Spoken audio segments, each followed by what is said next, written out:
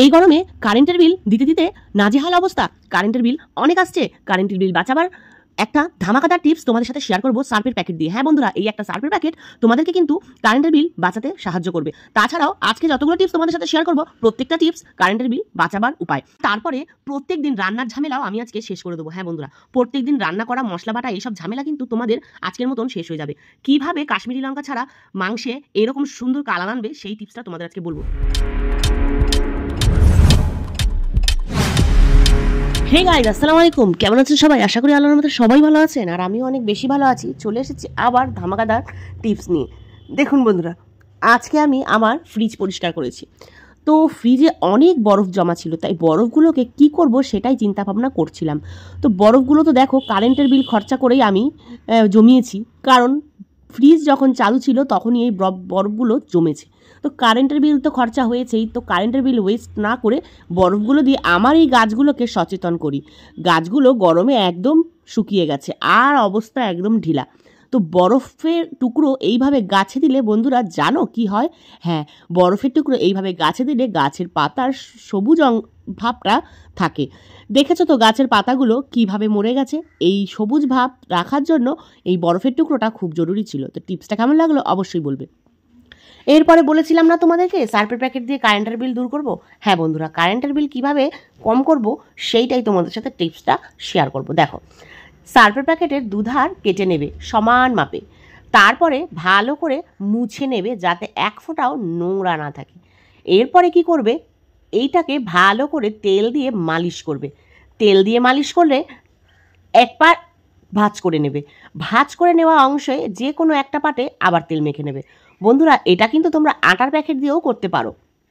বিশ্বাস করো, কারেন্টের বিল হু হু করে কমে আসবে। একবার ট্রাই করো।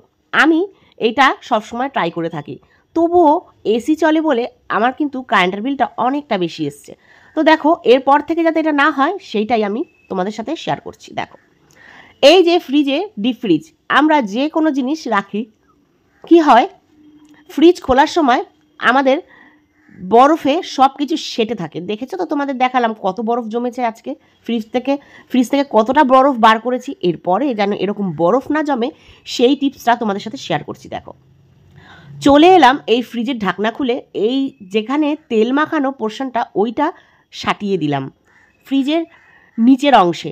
যেটা পরিষ্কার ছিল মানে তেল লাগাইনি, সেই দিকটা উপরে রাখবো। তেল লাগানোর কারণে ডিপ ফ্রিজটা যে নিচের অংশ ওটা সেটে থাকবে আর বরফ জমতে দেবে না। ফ্রিজের দরজা যতটাই খোলা রাখবে ততটা কারেন্টের বিল উঠবে। যদি তোমরা ফ্রিজের দরজাটা কম খোলো তো কারেন্টের বিলটাও কম উঠবে। ফ্রিজের দরজা খুলে আমরা কি করি, বরফ ছাড়াতে ছাড়াতে বেলা হয়ে যায়। তো এই টিপসটা ফলো করো, আর কখনোই ফ্রিজের দরজা অনেকক্ষণ খুলে রাখতে হবে না। ফ্রিজের দরজা বেশিক্ষণ খোলা থাকলেই কিন্তু কারেন্টের বিলটা বেশি আসে বন্ধুরা, কারণ ফ্রিজের দরজা বন্ধ রাখাটাই বেটার। বন্ধ রাখলে ফ্রিজে কারেন্টের বিল বেশি ওঠে না। আমি কিন্তু 24 ঘন্টা ফ্রিজ অন করে রাখি, কিন্তু কারেন্টের বিলটা এ মাসে একটু বেশি এসছে, কারণ প্রচণ্ড গরম ছিল, এসিটা অনেকক্ষণ পর্যন্ত চালানো থাকতো। তো ফ্রিজ থেকে কারেন্টের বিল যাতে কম আসে নেক্সট মাস থেকে, সেই টিপসটা তোমাদের সাথে শেয়ার করেই দিলাম। তোমরা প্লিজ ফলো করো, তোমাদের উপকার হবে। হাজার হাজার টাকা বাঁচানোর টিপস তো তোমাদের সাথে শেয়ার করছি, তো তোমাদের সাথে টিপস তো শেয়ার করবই, এটাই আমার কাজ।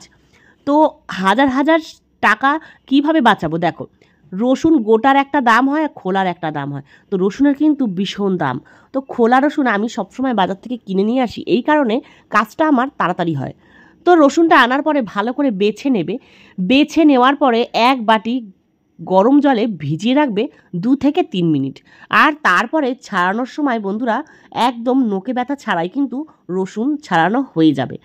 এবার দেখো, আদা রসুন দেখাচ্ছি কেন তোমাদের। আদা রসুন যদি আমরা প্রত্যেক দিন মিক্সারে প্রতিদিন যদি মিক্স করি তাহলে কিন্তু বেশ কারেন্টের বিল আসে। তো প্রতিদিন মিক্স করার দরকার নেই। আদা রসুন যখনই আনবে একটু বেশি করে আনবে, আর তারপরে কিভাবে স্টোর করবে আদা রসুনের ফ্লেভারটা নষ্ট হবে না সেইটা কিন্তু তোমাদের সাথে আজকে শেয়ার করব। দেখো, আদা রসুন যখনই পেস্ট করবে প্রথমে তো পরিষ্কার করে ধুয়ে নিতে হবে। পরিষ্কার করে আদার ছিলকা, রসুনের ছিলকা ছাড়িয়ে নিতে হবে, যেন কোনো রসুনের বা আদার ছিলকা না থাকে। তারপরে ধোয়ার পরে পেস্ট করবে। পেস্ট করার সময় দুটো জিনিস দিয়ে দেবে, 1 চামচ লবণ আর 1 চামচ 1.5 চামচ ভিনিগার।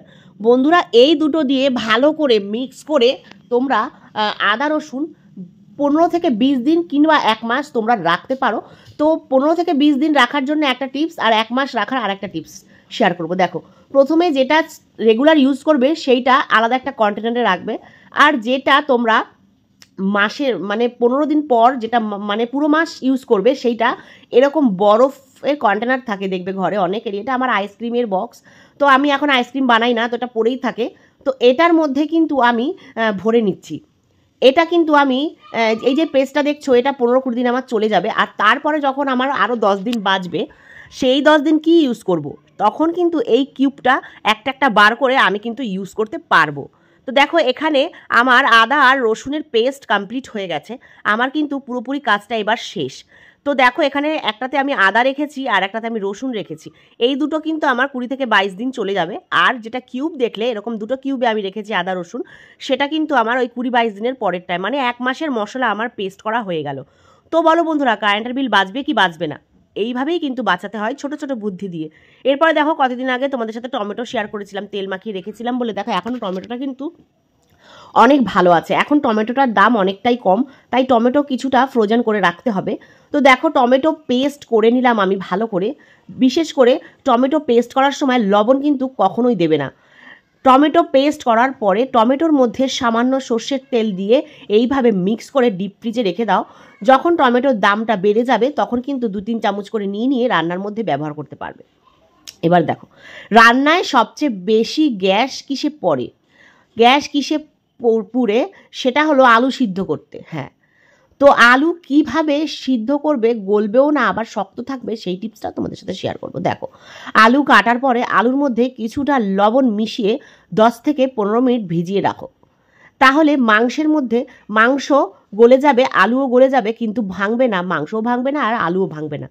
তো কিভাবে সেটা করবে সেই টিপসটা তোমাদের সাথে শেয়ার করলাম। আলু তো ভাঙবে না বলে দিলাম কিভাবে, লবণ জলে ভিজিয়ে রাখবে, আলু ভাঙবে না, কিন্তু মাংস সবারই রান্নার সময় ভেঙে যায়, বিশেষ করে মুরগি। তো কিভাবে না ভাঙবে সেই টিপসটা প্রথমে শেয়ার করি। দেখো, মাংস নিয়ে আসার পরে কিন্তু কখনোই মাংস জলে ধোবে না, না ধোয়ার আগে এই কাজটা করবে। মাংস নিয়ে আসার পর লেবু দিয়ে আধা ঘন্টা মতো মাংসটাকে ভিজিয়ে রাখবে, মানে লেবু আর নুন দিয়ে ভালো করে মেখে ওটাকে ঢাকা দিয়ে রাখবে, মানে লেবুর রস আর নুন দিয়ে ওটাকে ভিজিয়ে মানে মাখিয়ে রাখবে। তারপরে ভালো জল দিয়ে মাংসটাকে ধুয়ে ফেলবে।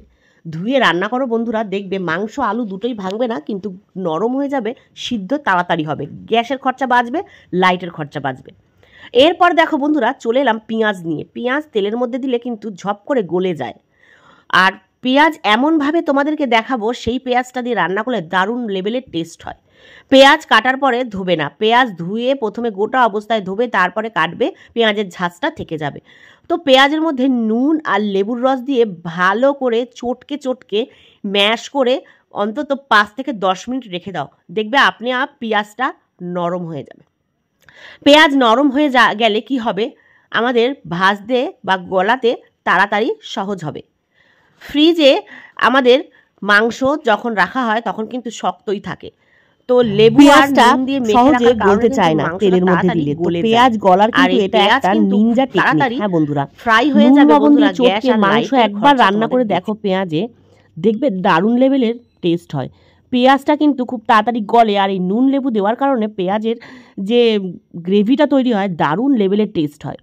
তো কড়াইয়ের মধ্যে তেল দেওয়ার পরে দেখো কত তাড়াতাড়ি আমার এই পেঁয়াজটা গলবে।